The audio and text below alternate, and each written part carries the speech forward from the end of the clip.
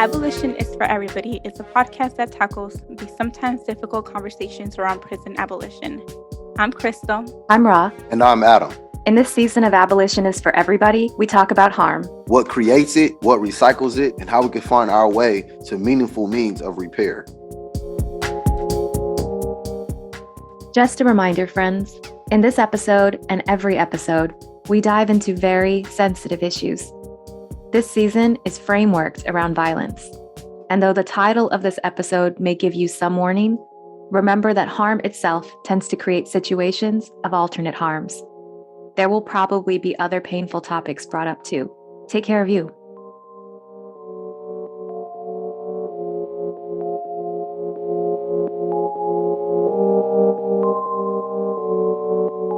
So for this specific episode, and before we get into violence that is caused by individuals, we want to discuss the violence that the state causes against us every single day. And we are defining state violence as violence that is approved or funded by the government, most often targeting marginalized groups.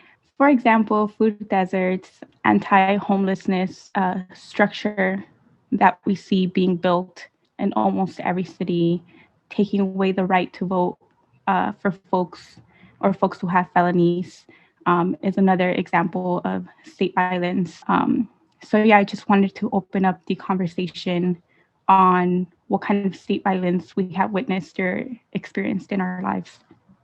Yeah, Crystal, I was listening to you read that definition and thinking about how when we first talked about this episode, we made a list of like 120 different types of state violences. And obviously, everything we talk about in this podcast is frameworked around our lives and our lives now, which take place in California, and the organization that we all work at, Initiate Justice, which also takes place in California. So there are certain state violences, I think, that we see more of just based on where we live, But yeah, it was just interesting to think that list could just keep going and going. And the violence that we just kind of deal with every single day is so abundant, just from lack of state care, where they could step in or even actively chose malicious acts, where they actively chose malicious violence. I'm not even reading from anything. I just can't say words today. For me, one of the first instances where I realized that myself and my community was experiencing state violence was when I attended college, and I was an undergrad at UCLA, and I took a lot of healthcare courses because before my loved one was incarcerated, I was on a path towards becoming a pediatric nurse. That was my dream. So I took a lot of healthcare courses, and there is where I realized the differences between my community of the Valley and then where I was living in Westwood by UCLA.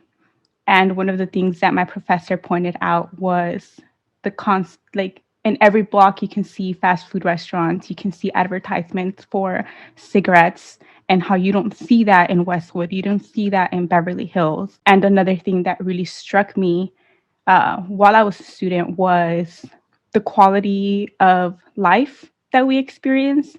So for me, learning that Latinos usually have a longer life expectancy than, their white counterparts in the US, but that quality of life is significantly decreases. And I immediately thought of my parents who have all sorts of, healthcare issues and not really having the means to really, to receive the healthcare that they need so that their quality of life improves. And that was the very first time that it started clicking for me that I grew up. I don't know if I want to say victim, that I grew up experiencing state violence just because of the zip code and the area code that I lived in. Yeah, I'm, very disabled, and so were my parents. So I'm definitely familiar with the things the state could have done that they didn't do, or barriers that they put in place that cause so much havoc, and aren't culturally sound. I mean, even personally, just a couple years ago, I had a series of mini strokes, and I was taken to the hospital by a loved one. And because my strokes didn't seem like standard strokes, I was sent home. And just kind of to double check, went to my own doctor, who immediately realized what was happening, and luckily had me seated when I had another stroke right in front of him. And all of those things would have been avoided if I was, a white man, because that's like the basis of our medical science. Even my mom had a heart attack when I was younger, and similar things. All the things you learn about what a heart attack looks like from TV, which isn't state violence. That's us repeating the rhetoric of state violence, much like propaganda.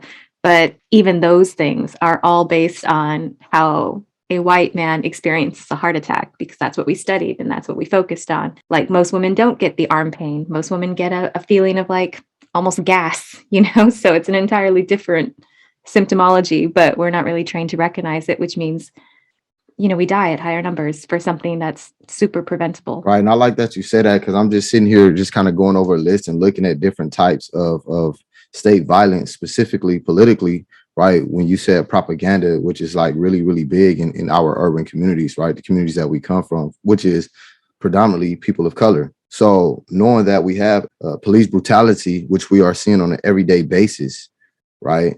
And so growing up, that state violence seemed like it was the norm, right? Watching old clips from the 1960s, 1970s, looking at the civil rights movements, or even before then, and you seeing how people of color is being treated, right? So this has been something that's been going on for a long time, and to the point where, as I start to grow up, I become numb to it. But then I come to this point of realization and understanding how all these different influences kind of promote state violence. Things like you was just speaking of, Ra, going to the hospital and getting a different type of treatment, right? That's in, I believe they call it institutional racism, right? Right. And so all that adds up to state violence. And it really, really hurts to see how we all are affected by state violence and may not realize it, right? Because we are so numb to it, or because we're not aware what state violence is. Even with me being incarcerated, seeing already being incarcerated, which is capital punishment, but then I enter into this system that promotes state violence on a whole nother level and promotes literally institutional racism amongst each other, where it's like, I'm not supposed to be cool with whites. I'm not supposed to be cool with Mexicans. I'm not supposed to be cool with Asians, but we are the ones that's actually, coming from the urban communities where we have the same struggles, but then we get into a system, and now they even try to break us down and separate us more to kind of keep the state violence perpetuating, right? And that's where the propaganda comes in. No, definitely. I think people forget a lot how racially segregated prisons are. Again, probably because of media. So often everybody's just sitting in a room together, and I'm like, that's not really how it goes. Women's prisons are a lot more flexible in terms of those things, but our governance is still based on ethnicity and state assigned ethnicity at that. For instance, I am an other, not half Chicana, half Basis. So I think also, to your point about prison, it's studded with so many different types of state violence. You have solitary confinement, which is torture.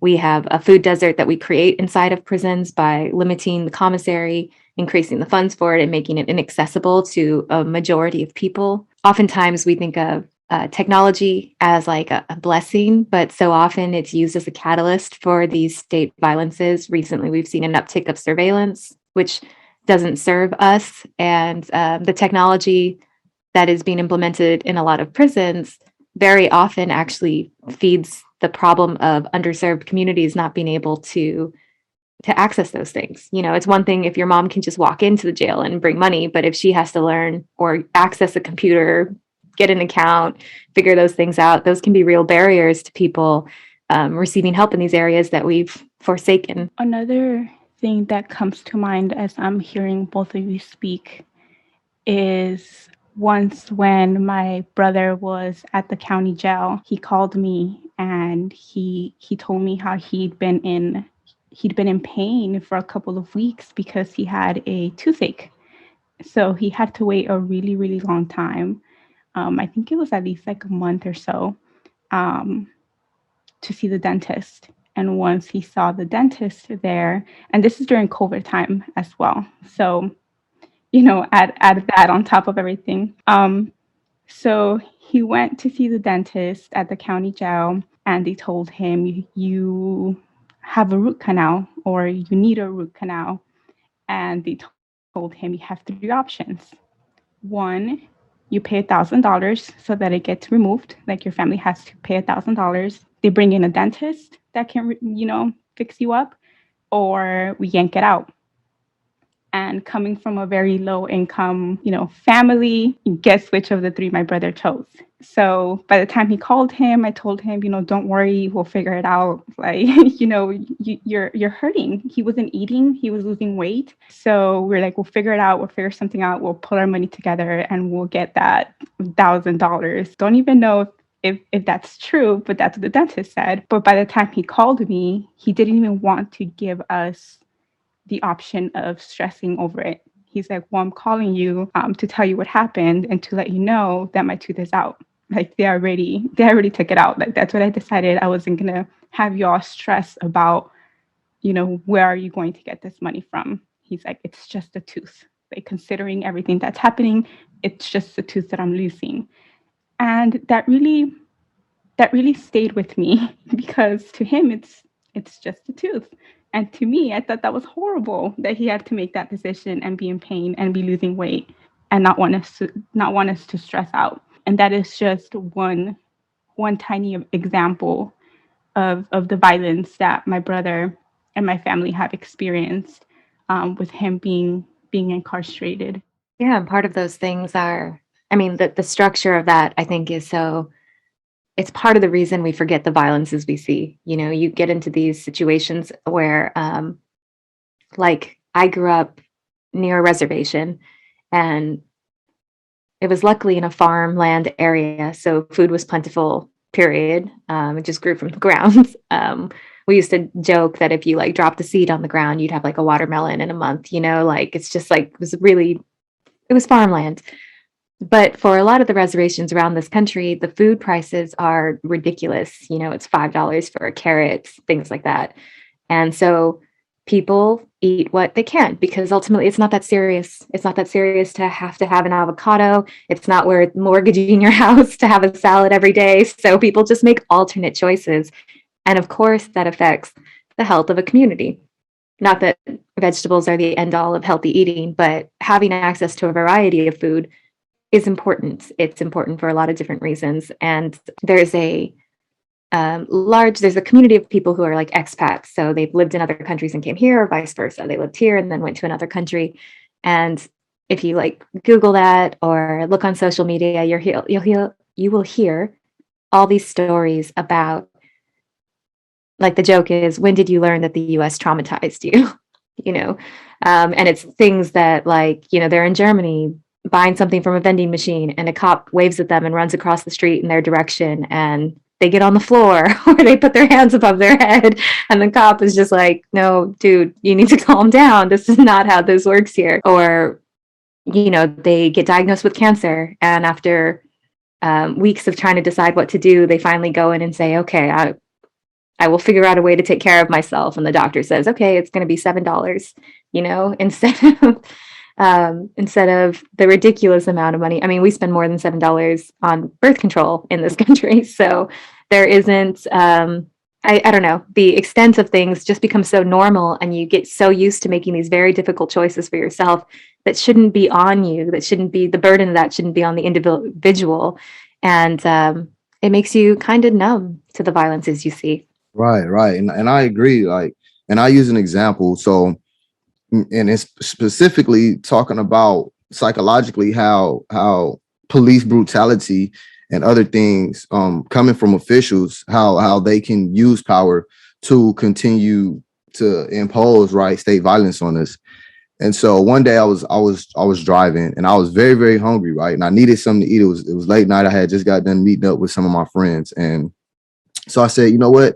I'm gonna go to Jack in the Box and get the egg rolls. It's pretty clean. And I like egg rolls. And so I ate them real quick. And when I pulled into a parking space, I turned off my headlights because my headlights was super bright, shining off of the glass. And so I got done eating my egg rolls. And so I continue on and I forgot to turn on my headlights. And so as I'm driving, I see the cops get behind me. And when the cops get behind me, automatically my mind go into fear mode, right? I'm like, oh, I'm scared, right? I know that I'm off parole. I'm clean. I'm not doing no dirt. Everything is registered. But just a simple fact that I seen the lights behind me scared me and really put me into like, I'm really, really scared, right? And so when I pulled over, I made sure these is things that I'm taught as an African American, right? I'm taught to keep my hands on the wheel. I'm taught to look straight. I'm taught not to make any subtle moves because of all the violences that we have witnessed over the years. One of the first that I have seen on TV was Rodney King beating. And so, all these thoughts is coming to my mind. So the officer comes to the window and he says, hey, how you doing? How's your evening going? I said, I'm doing pretty good. He said, you know why I pulled you over? I said, I have no clue. He said, your headlights off. I said, oh, man, I forgot to turn it back on. He said, well, what was you doing?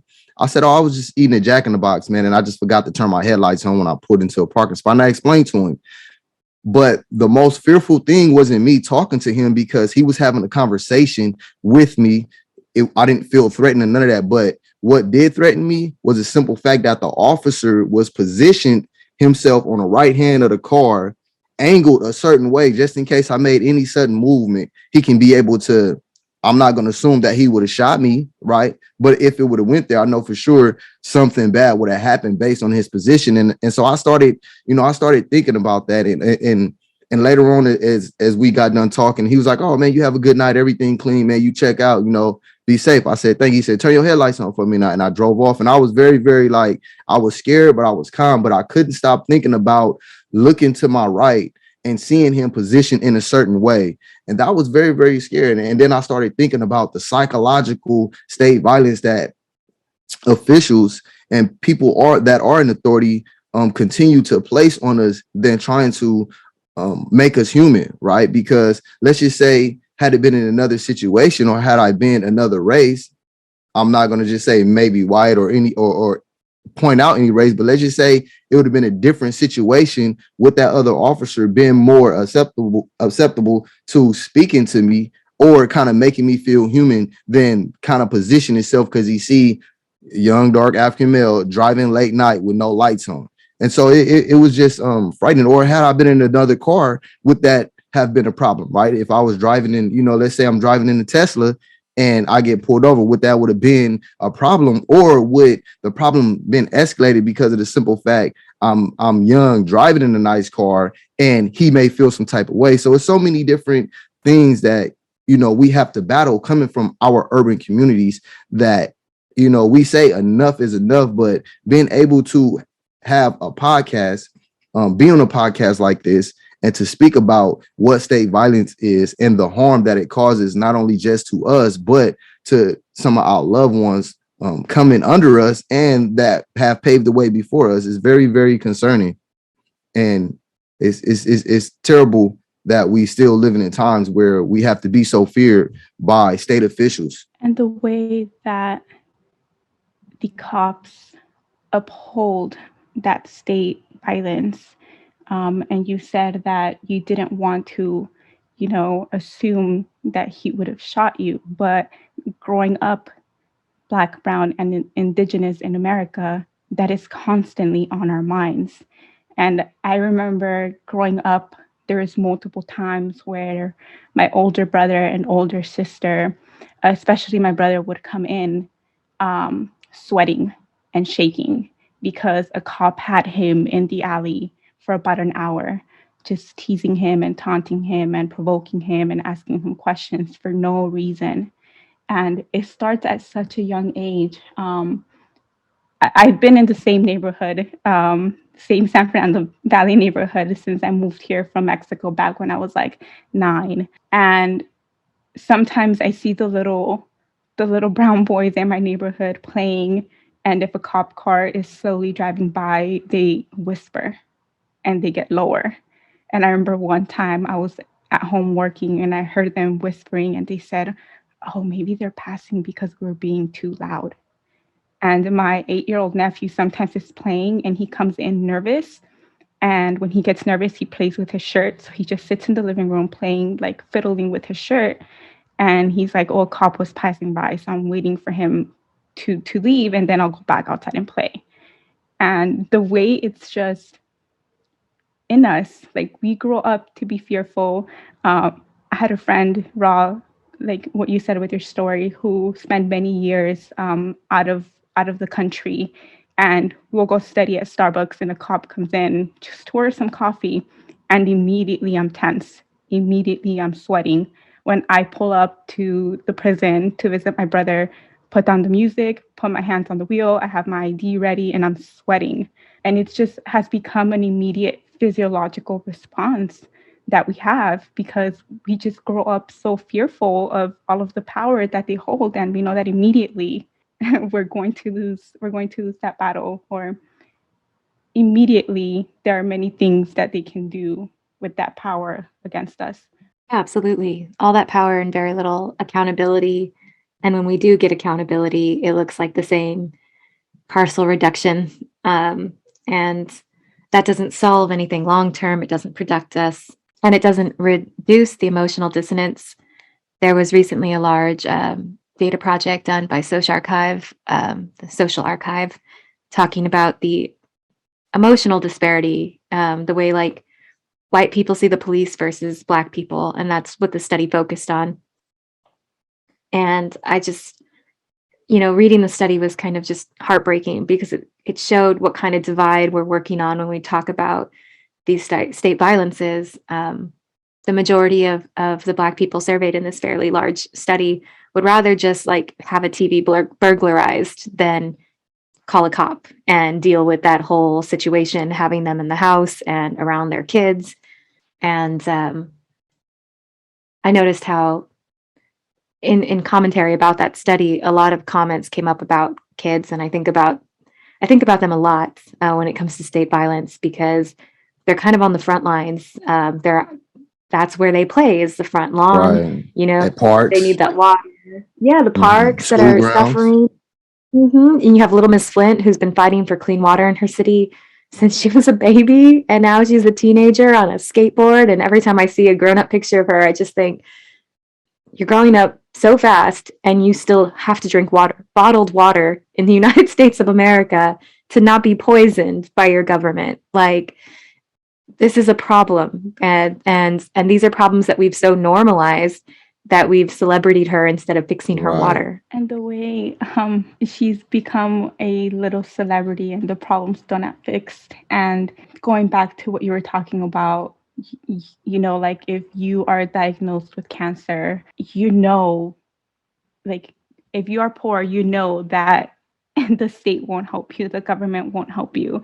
And we have made it such a feel-good event where people host like GoFundMe's, and all the money that was raised to help this mother of 3 who was diagnosed with cancer, and it being cute. And I understand, and the community coming together, as abolitionists, that's what we say a lot of the time. It's the community, we're here for one another, the collective. But we have found a way to sensationalize these stories. The story of the little boy who raised $900 to pay out the lunch debt of all the kids in his school. And it's cute, but that shouldn't be happening to begin with. So definitely when you hear those stories, pay attention to how we could have prevented those children from having a lunch debt to begin with. Also, what happens to someone who grows up? What happened to us? To really think about, in the last episode, we talked about naming these violences that we experience and how different that makes things for being able to solve or conceptualize them. And then I think like all this stuff is happening to us every day from the second we're born, and we don't necessarily think about it. We're 6 years old and we know what a lunch debt is, as if we have to, in the place that we are forced to go at the threat of police violence, which is school, if we cannot afford to feed ourselves, we have to build up a debt presence. It just goes over and over again, where by a very young age, we are taught to be afraid, and we are taught that we don't have any sort of protection from the state, and that we have to kind of carve our own way. And then that sort of deconstructs too. And then that leads to, I think Adam said in the last episode how often, harm creates harm. And so you're in these situations where nothing feels possible. And it makes sense that you would try something to like push those boundaries, particularly when you're young and your brain is developing. It creates a situation where you're just like, this world isn't working. What can I do? What kind of crazy thing can I do to shake things up? It's like when you're in a video game and you're stuck on a level, so you just start like knocking stuff over, or, trying to figure out what the out is for the next level up. Right. And going back to a childhood, because as we speaking, right, memories is coming about different things that I encounter, right? So automatically I go back to some of my first encounters with police, right? Some of my encounters with school officials, right? And I'll share a story. I remember being in junior high school, and it used to be a game that was, I don't know why, boys, I don't know why this game was played back in the day. And I wouldn't say it because today's times is just unacceptable. However, I will share a little bit. I remember getting dressed in the locker room, and I'm coming outside, and I'm getting ready to go to get ready to meet up with the class, right? We had to meet around the track area. So one of my friends comes to me, and he's like, he pans me, right? But I'm holding my pants because I felt something was happening. So, this was a game. But the craziest thing, right, was I got suspended for getting pants, and I didn't understand it. I said, why am I getting suspended? I didn't do anything, and I shared, I said, hey, it's a game, and they know everybody played, but the school officials went hard on me. I don't know why, but as I look back, I was like, yo, that to me, I took that as like some type of racial stuff going on, because this teacher, right? No disrespect to all my loved ones that are Caucasian, but this teacher was. And that really made me feel some type of way, because I couldn't understand why I got in trouble, right? Or even taking it to another story where I would be chilling with some of my friends, and we'd be hanging out, being young, right? And we just chilling at the park, talking, trying to have a little barbecue. And next thing you know, police cars just pulls up on us and sits us all on the curb, handcuffs us, asks us our names and different things like that. And it's like, yo, we really not doing nothing. Well, y'all known gang members and this and that, give y'all the right to just come and we sitting here having a barbecue, literally talking, clowning. We not messing with nobody. Nobody is fighting. And I understand why they would come, because usually if you see a gathering of quote unquote gang members, something is usually about to happen. But in this case, it was like, no, and even then that shouldn't be the norm, where just because a group of people was hanging out. And so as I grew up, that's what made me not want to go to Miss Musante class. I still remember her name. That makes me not want to go to her class, right? So now I don't even want to go to school. Right. Sense. And then let's say something happened with my brother, which it did, where my brother is, not doing too well, and we need some help and some assistance. We don't even feel right calling the paramedics or calling people, because it's like, are we really going to get the help? And that, I still see how that still has an effect on me.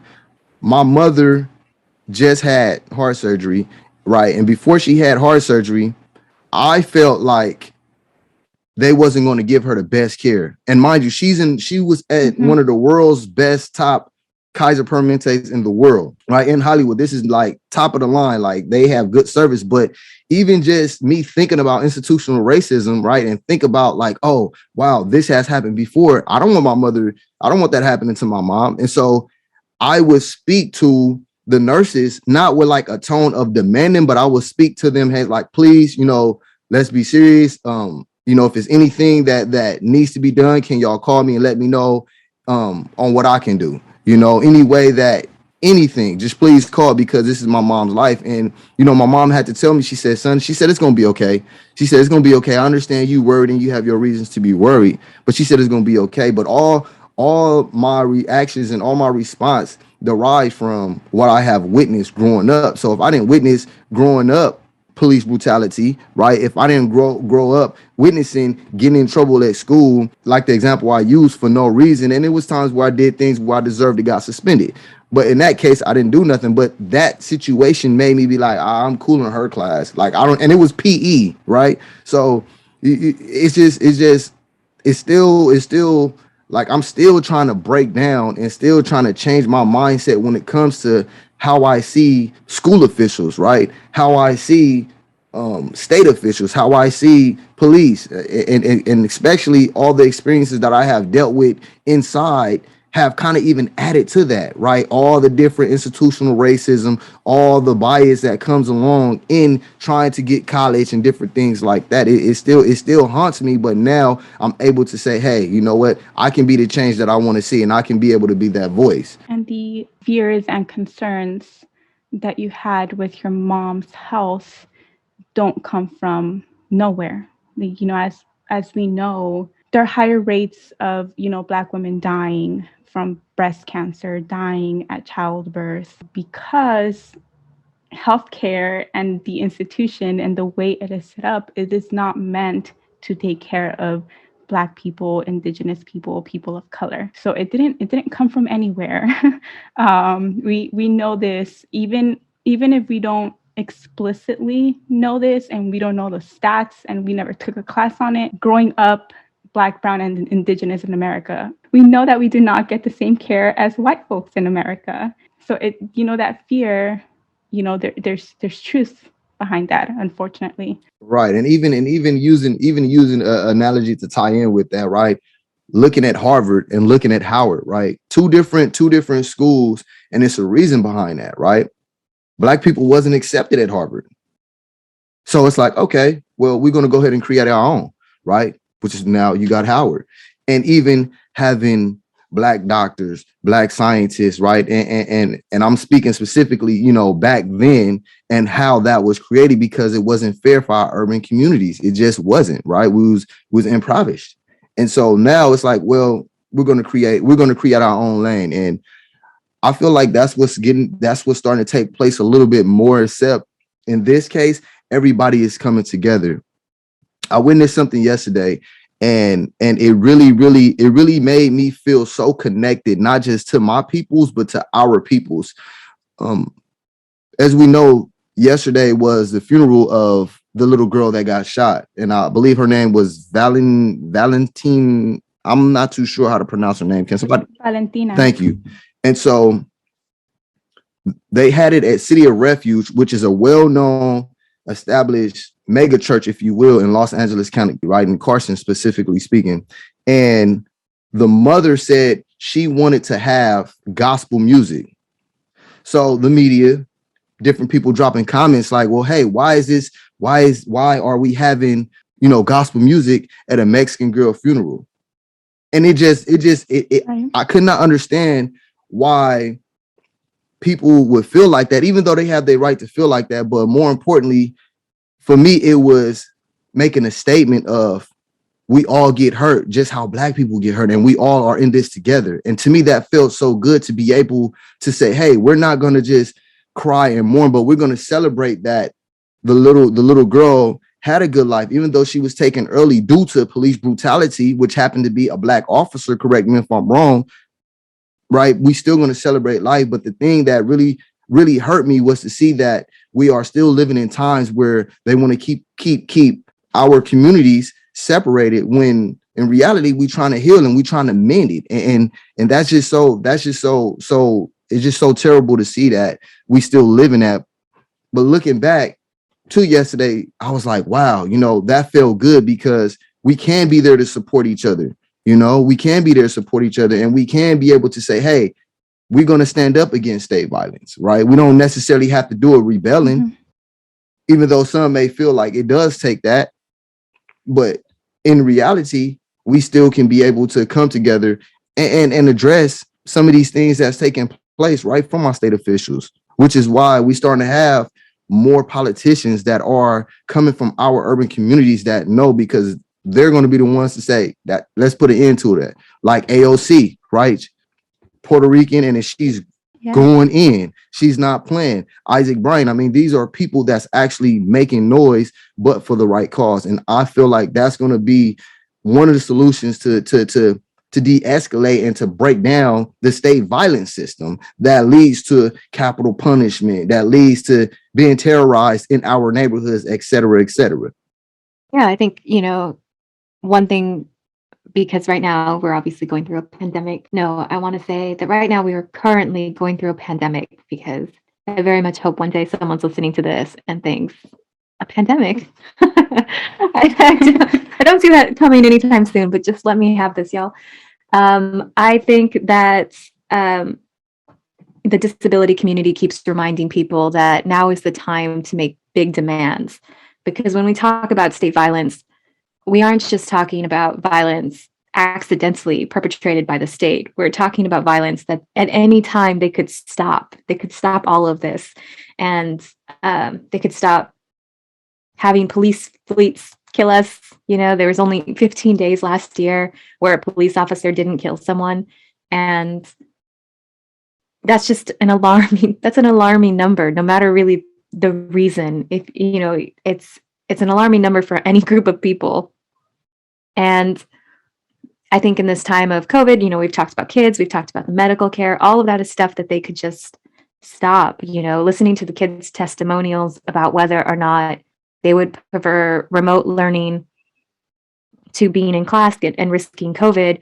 One thing that just kind of broke my heart was how many kids mentioned that at least at home, they didn't have to do the gun violence training. They didn't have to hide under chairs. And that's so horrific. Like, that's so avoidable. There are so many different policies and structures in place around the world that could prevent these things. We know they exist, and we're constantly told that our asks are too big. And I just constantly think that our asks are not big enough. We aren't asking for enough, given how much we pour into the system. We are essentially bankrolling the state violence that is inflicted upon us. And that's that is terrible. I'm glad you brought up the purposeful aspect of this. I know one thing you mentioned, Adam, was, Black and brown people coming together.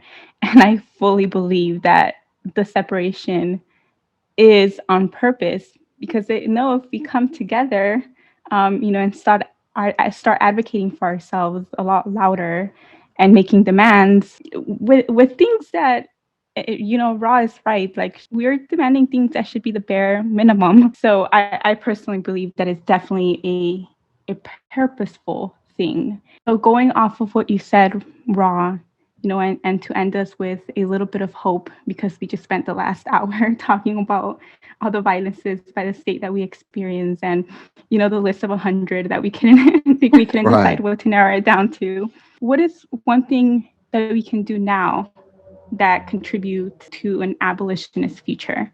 Because an abolitionist future is a future without state violence. I'm going to say learning to imagine bigger.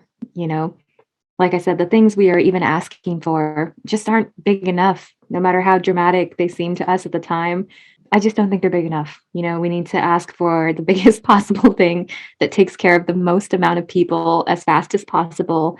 And we need to start doing it now, because, we're in a current climate crisis, water crisis, prison crisis, police brutality crisis. Right. All of these things are like at their hopefully peak. Hopefully it doesn't get too much worse from here, but there's definitely a point where we can't sustain anymore. And we need to be asking for these things and organizing, like to Adam's and your point, Crystal, is together.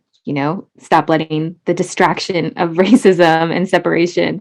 We need to get in solidarity here. And I think we are. Yes, I think it's just asking for bigger things is my vote. Yeah, I would say, like Ross said, imagining, right? But knowing that we all have the ability to create that better world, right? Being aware. A simple thing that I want to leave the listeners with is next time you see that GoFundMe, or next time you see, you see state violence happening, ask yourselves how it could have been prevented. Like how could we have prevented that lunch debt for being so high that a 9-year-old had to fundraise money for it? And pay attention to why we might not be receiving that simple ask of warm lunch food for our children, and pay attention to what groups it's happening to. I think that's a really, really important piece to all of this, who this state violence is happening to.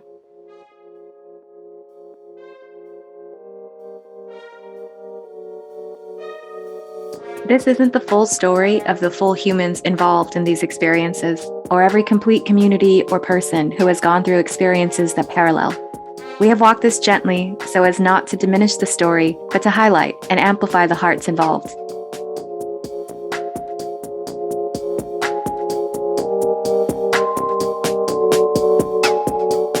You've been listening to Abolition is for Everybody. Be sure to follow us at abolitionist_ on Instagram, Twitter, and Facebook for regular updates. To support, please rate and comment wherever you listen to your podcast. Those 5-star ratings help our people find their way to us. So thank you.